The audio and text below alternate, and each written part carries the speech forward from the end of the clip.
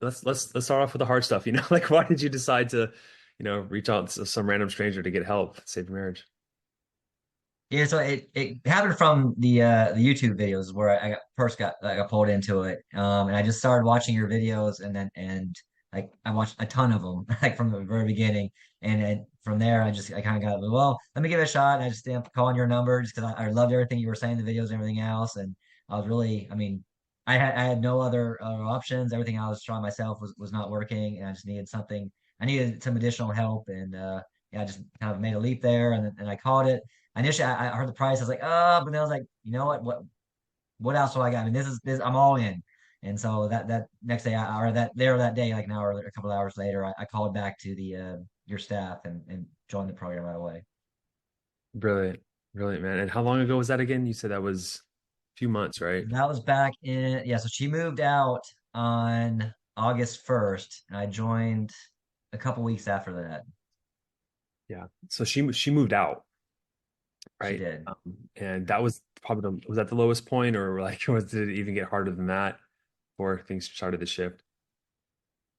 Yeah. So I mean, I knew it in advance. I mean, we were already she's always well for several years. Obviously, she's been talking to me and giving me hints and everything else and telling me what, and not even just hint, like straight out, like this is what things need to change. And she was very communicative the whole time. And just for me, nothing was working. I mean, it wasn't enough for me to change anything or really realize, I guess, to get to the deep root of the problems and whatnot. Um, so yeah, she comes down to it, and then yeah, she moved out, and so there's two things that really hit me really low is was first when she initially, yeah, moved out, and there's a second time, I don't know, maybe a month or two in, maybe 2 months in, where she's like, because we were still talking a little bit, even though she moved out, we were still kind of communicating in the house and still trying to repair things and date a little bit somewhere in there. And then she's like, "This is done. This isn't even working.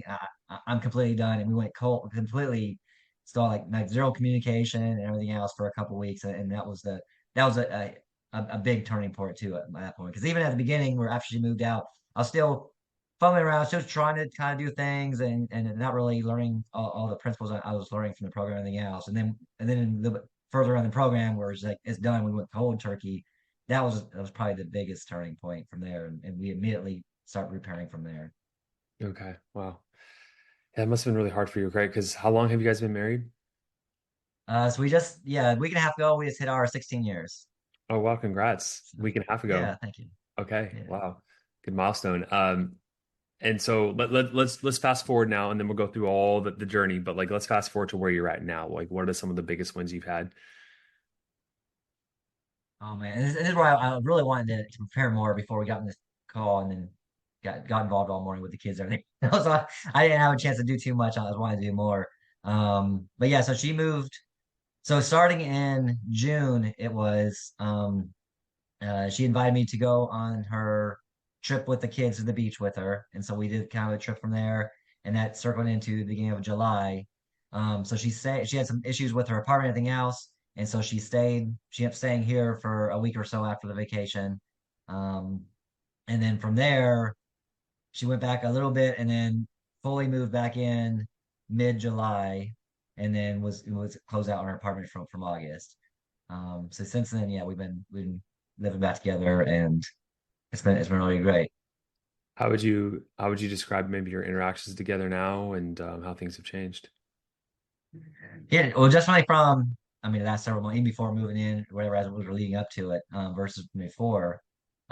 Yeah, drastic change. A lot of it, I mean, just internally, just the way mindset, making that pause, listening to myself, as well as her, um, really just trying to, instead of trying to fix everything, or even if I'm half working on some other project, not really fully listening to her or anything else, just kind of there.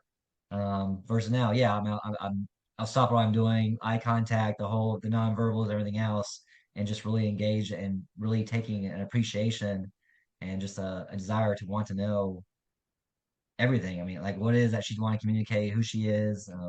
I don't know. It's completely different than I guess mindset before. 100%. Yeah. And so she moved back in. You're able to communicate with her more effectively. What stage would you say you're at? Four or five or For right now, yeah. yeah, five, yeah. Five? Okay, so there's physical affection and Oh yeah, yeah, yeah. Oh yeah, for sure. Okay. Yeah. Well, I mean, we're like 100% all in.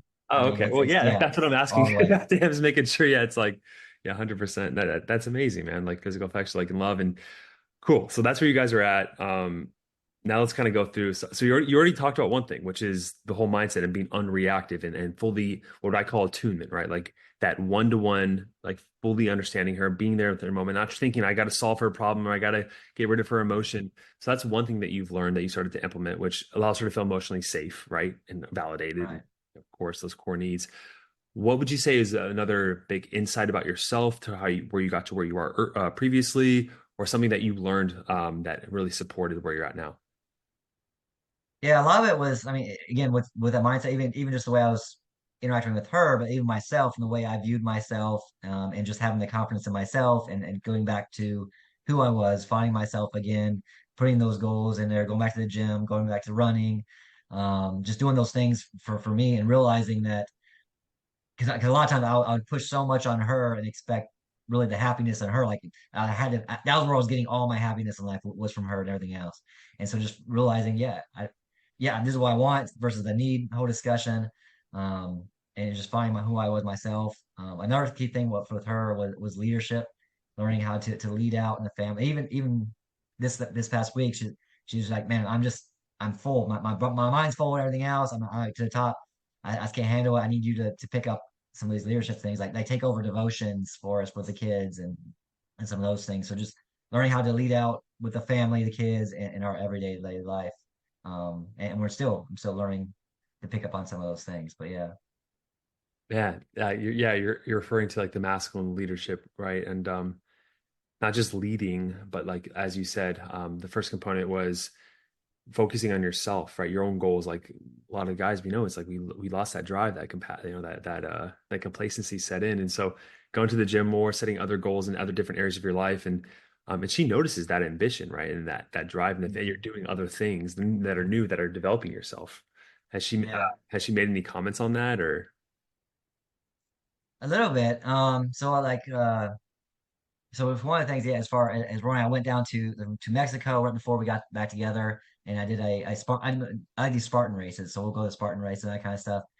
And what? so I was working on my well, actually one goal we had eventually before we separated was to get like a trifecta, which is the 5K, 10K, and the half marathon. I think it's 22K or whatever it is, obstacle course run thing. And so that was one of the goals I set up for this year is to complete that.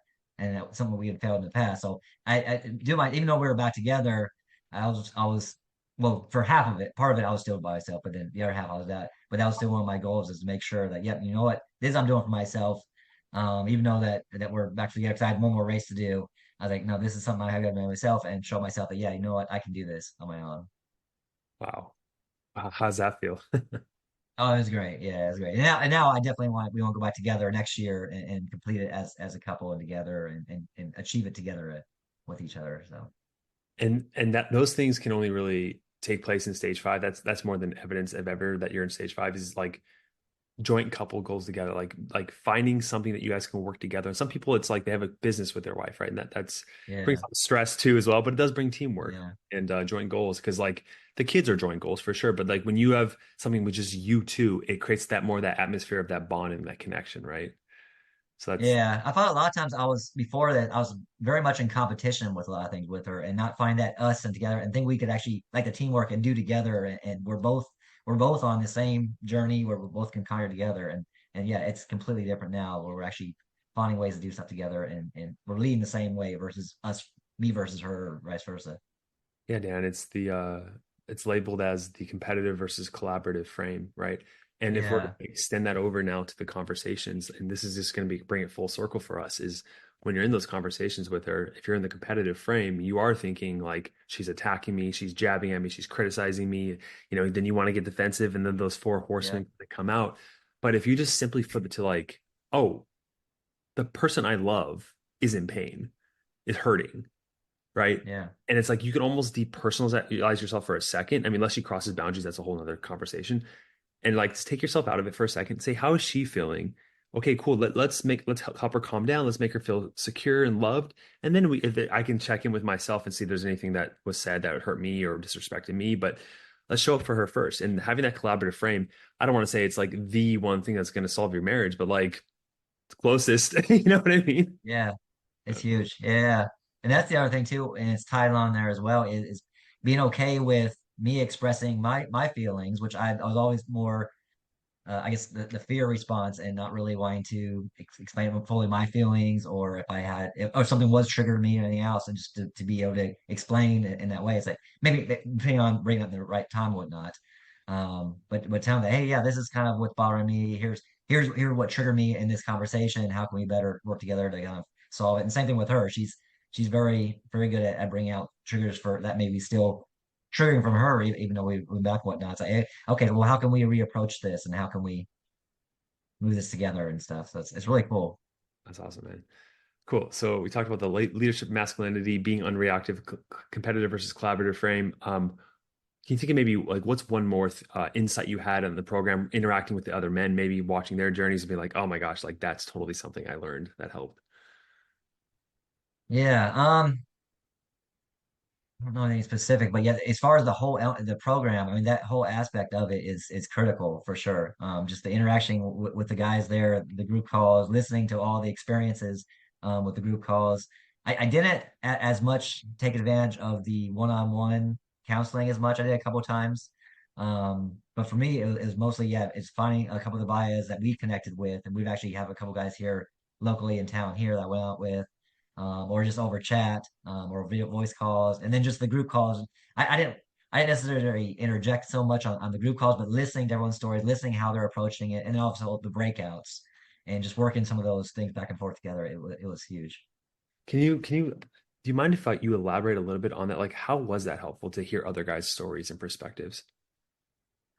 It just really, I guess, just finding areas that you also struggle with, that I also struggle with at the same time, and seeing how they were approaching it and what they were doing, how their wives were responding. I was like, wait a minute, that's I'm seeing the same thing here, or it's like, no, that's interesting. You had that response, but I had this response, and then sometimes we'll be able to get into it and talk a little more, and yeah, Well, you're really Dan, you're really giving that gift forward right now. And so like if someone was listening to this and like let's do a little exercise here if you don't mind. It's I just want to know like maybe a year ago, take a situation how you would respond negatively that would kind of create division with you and your wife versus how you would respond to it now.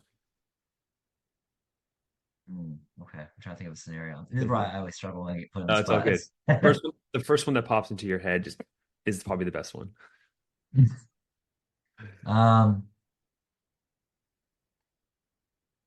I don't know. I mean, it's probably most of our struggles revolve around the kids. I think that's the most stressful points in our lives for both of us, and some of it is my daughter is autistic as well, and so we kind of still learning and going through that. But just in general, we struggle with a lot of kids. So maybe if there's something where she's asking me to go take the kids off for the hands or something for the day or do something with her, I'd probably immediately question is that, well, wait a minute, I've done all this for the kids. I mean, why can't you go help here as well? Um, I really need you to help here versus like, okay, I got you. I know you've had a stressful day. That instead of even getting to that point where you're asking, let me take the kids away for you for the day. Let me go do something with the kids. Let me go take this. Let me go make the lunches or whatnot. Versus even waiting for her to ask for it. Um, but yeah, I think in the past it would have been more of a what am I getting out of this? Okay, if you're asking for this, okay, well, now I expect a reward or some kind of token or something that will count for a future. I don't know, something like that. I'm not sure. Yeah, you're referring to the well, how old's your daughter, by the way? I'm out of curiosity. She's 12. 12, okay. Yeah, we have to with 7, 10, and 12. Oh wow, yeah, all three. Yeah, Boys and girls mix. yeah. And I'm always the middle child. Boys, I was middle child. There you go. Yeah, Uh, so was me and my wife. We're all oh middle. wow, okay, so you guys understand. Yes. Um, no, but you just referred to like the idea of covert contracts that Dr. Robert Glover talks about, right? Like Yes, did all these huge. things, so I shouldn't have to do that, right? And it's like that, and that goes back again. We're going full circle here all the time, bunch of circles, but that goes back into the competitive frame. I did all these things. I stacked up all these emotional points. So you deserve me this, or like I shouldn't have to do that. And instead of like just it's what it's actually called. So like I talk, you know about framing, I talk about frame control and framing. You remember that concept? right? Mhm. There's a recent idea I had that I got from a mentor actually, and he goes, "What if there was no frame?" Because when you have a frame, it's helpful to understand that in terms of like her perspective, your perspective, and how she can influence you. And you don't want to like be influenced, and you want to be unreactive to her emotions. But at the same time, what if you removed all frames and you're like, there is no competition here? Like you're in pain right now. Let me help you. Right. And then the funny thing is that when you come from a place of service, as you probably know, like how does that make you feel when you help others that you care about and just random people? It Oh yeah. fills you up. So it's like almost selfish to help others, right? But it's just somewhere, I don't know where this stems from. Honestly, I don't know, but we a lot of people, including myself, we have this idea that like it's like a value of fairness. Like it's not fair. And I think that stems from like early childhood Yeah. development, right? Yep. Yeah. So if you can just remove the idea of like what fairness is and just come from a place of like I want to serve this person because they're in need of help, it's completely different. So Oh yeah. It's yeah, the whole fairness thing. Yeah, you hit it right there. Fairness and the covert contracts. I mean, that ruled my life. Both those for sure. Everything, every day. I mean, you're preaching to the choir. Like that was some of my biggest things too. Because like, especially if you come from like the paradigm of like, if you're a husband who makes more money too, and it's like I'm providing everything financially. It's like it's hard to because then it's hard to objectively measure like how much childcare is worth. You know what I mean? Or Yeah. peace of mind or whatever it is. So yeah, it's kind of a losing battle if you go there. So how do we get out of it? To be mindful of it, right? Mindful of when it happens. Yep. Yeah, for sure. Yeah. Um, So we had, if I was, but so in the beginning, so actually the finance thing. So in the beginning that, yeah, I was the kind of the primary breadwinner, and then we actually shifted. So she actually is mortal now, and when that happened, I think that put an internal battle within me as well. I was like, I felt like now I'm not that provider. I'm no longer able to provide for my Mhm. family. And I was looking only at monetarily wise versus okay, no, I'm yeah, she may have financially wise, but I'm still providing in all these other ways. And just I struggled with that for a while early on. Man, you're touching on some deep concepts here, Dan. Like that's the idea of like an ego death, where it's like your sense of self was tied up in providing. And so that's why a lot of men, when they lose their career, their jobs, they get pretty down and dark as well, right? Or they lose their wives. Exactly. It's like because they tied up their Yeah. sense of value and self into this identity of like, I am this husband, I am this provider, I am this, I am that. And then when that gets stripped away, it's what happened to my father.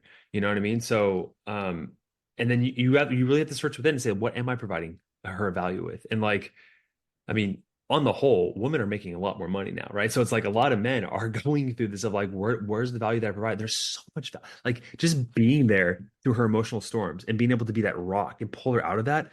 That's invaluable to a woman. Like, you know what I mean? No Yeah. amount of Oh money yeah. can buy, no money can like pay for that, right? So, it's so cool because like as much as that shift happened, it was like hard at first. It taught you this valuable lesson, right? Yeah. It's something I still have to kind of battle with a little bit as we go. And so it's still kind of retelling that story, reframing Doesn't as happen we go overnight. along. Yeah, it doesn't happen Yeah. overnight. Yeah, it's still and it's still a constant struggle because what happens too is like you're fighting against societal conditioning. Right. Yeah. Society like gives us the message through advertisements, through friends, through TV, through movie, everything that like a lot of man's value is based on like the things he provides. That just is what it is. And there's some benefit to that. I'm not going to completely say, oh, it's nothing, but Sure. we're more than that. Yep. Yeah. Yeah, and she's told me the same thing too as well because she knew that was a struggle with me. We've had that conversation fast, and she kind of pointed out some of those things that are like she's like, no, okay, stay away from just it's not about money. Yeah, it's everything we talk about. Yeah, It's beautiful. She sounds like a great woman. she Um, is. Yeah, yeah, she's really yeah. great. Yeah. One of the questions I love to ask is towards the end is just let's take you back in a time machine back to a year ago, and you can like tell Dan like, hey, give him a piece of advice. What would you tell him? What did he need to hear? Oh man, and that's the thing. So even if I like, there's nothing. This is the only way for me to happen for her to move out and everything that happened. As bad as it was, it had to happen. Like I would not listen to myself. I would nothing could have happened that would have changed the way I was going. I mean, I was very stubborn. I was very sad. I may have been listening stuff, but to ideas and everything else. May have listened to all this stuff, the entire program stuff.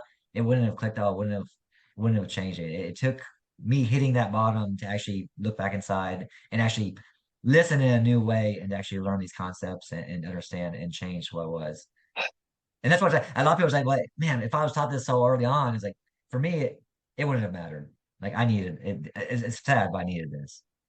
Yeah, I think sad is a proper emotion there. It's this is something that I struggle with as a teacher of sorts, you know, and is like getting concepts into people's minds. Like your ego is like this, right? Your identity, right? And it's like you have to be broken apart for things to enter inside, right? Like if you're not broken down, it's like nothing's going to really enter. There's no reason for you to learn new information, to become a new man if there's no pain, right? We change from the inspiration or desperation, and so you had to hit that desperate point. So that's a really good perspective to have. I like that. Yeah, yeah. Okay, what And would it's you that go the ahead? whole belief system shaping. I wrote that one thing is down is our beliefs shape our reality, and that's another huge point for me. The internal reflects the external is another way to say it. Yeah, Yeah, like the analogy, not analogy, but the example I always give is like you can have someone, you know, the lottery winners, 75% of them go, or 77% of them go back to their base yeah. amount of money 5 years later. It's like, how do you not just give half to your financial advisor? You know what I mean? They think they deserve that certain base point. And it's the same thing with the standards of our relationship, standards of our health. It's like we have these certain standards. And so I forgot where I was going with that, but yeah. Yeah. So Dan, one final question, then you can ask me some questions if you want, but like, what would you say has been the most valuable thing for you in this whole entire program? Uh, it, it's hard to say one thing. It's a combination of everything. I mean, everything that's kind of being built out of this program. It's like we were talking about earlier. It's those group calls. It's those BI. It's that networking. It is the classwork. That's why I needed very early on is the actual classroom work and going through the modules and listening to the videos and answering those questions, um, journaling, all that stuff. Even now, and then now with the Kristen does the gratitude posts, writing those down, focus on those daily gratitudes. I mean, it's yeah, all of it. I don't think there's a single point that like this is all I need. Like the entire everything that's been brought together in this program, I think is great. Yeah. I appreciate that. Yes. So thank you so much.